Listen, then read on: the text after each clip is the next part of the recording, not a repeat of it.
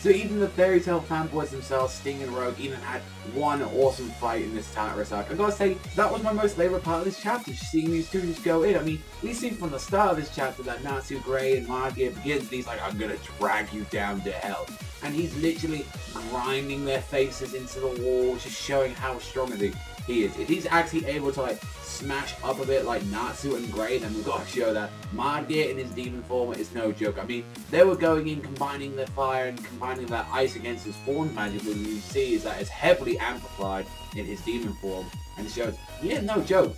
Like, he is no joke at all. This is probably the strongest fight that they're going to have. And although I really did like they showed a little bit more like on this fight and all that, like right at the end, I really do want to get back to the Acnologia and Igneel fight, but I feel like this is something that's just going to be like skipped upon and stuff. I mean, hell, we had that Urza fight, which I'm not even going to get into because, you know, that fight is a little bit, you know, dodgy, but it's like, really, we're going to skip the Acnologia and the Igneel fight? That's something I've been really wanting to see for a while now, so I don't know, maybe Hero might go into that because I think during this time, that's when the Urza fight was happening with Kyoka, so I'm actually wondering what's going on with that. Sting and Rogue versus Genma, and there's like, yo, you got Minerva involved with this, and so just because she wanted to make her father happy and just, you know, you want to prove that, you know, the strongest guild, and he's just like a piece of shit that's saying, you know, the strongest guild is when you're on your own.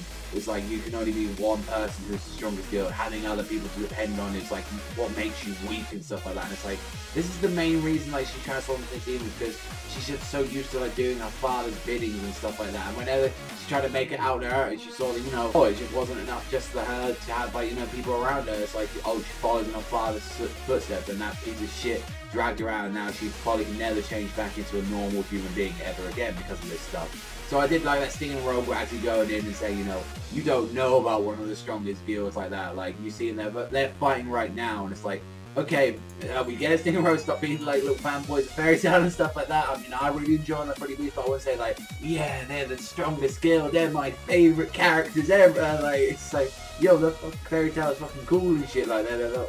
They're kind of awesome characters like that, but, you know, don't rub their balls too much. Jesus Christ. Like, they're absolutely, like, idolize them at this point.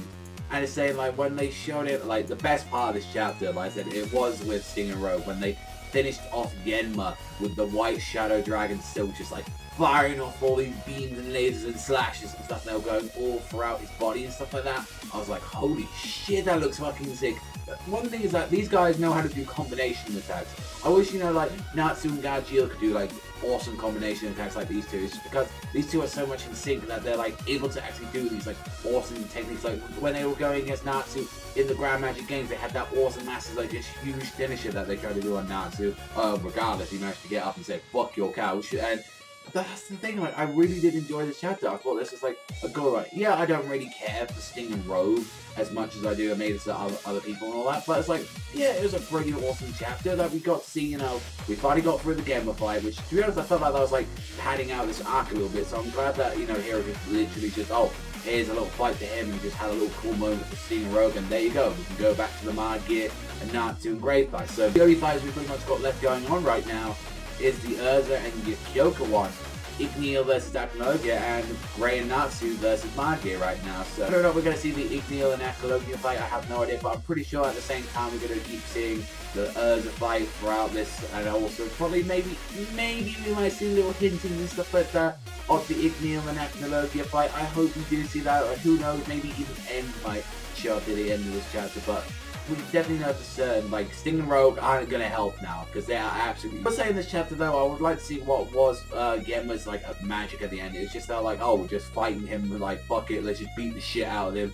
It would have been interesting, like, what his magic was stuff, or anything like that, or, yeah, hell, even a curse or anything, but, yeah, that was pretty much the gist of the chapter, and I was like, yeah, it's a pretty cool chapter, you know, we had, you know, Sting and Rogue going in, that actually was an awesome technique here or two in there. But apart from that, you know, it's a pretty simplistic chapter, and it's like, yeah, next chapter we're probably going to go back into the Natsu Grey versus Manga fight. I'm going to give this one a 7.5 out of 10, really good chapter, but yeah, there was some issues, like, not too much happening in it, and, you know, just getting rid of, like, this piece of shit Genma, but that's all from me. I also thank you very much for watching as always, and I'll see you guys next time.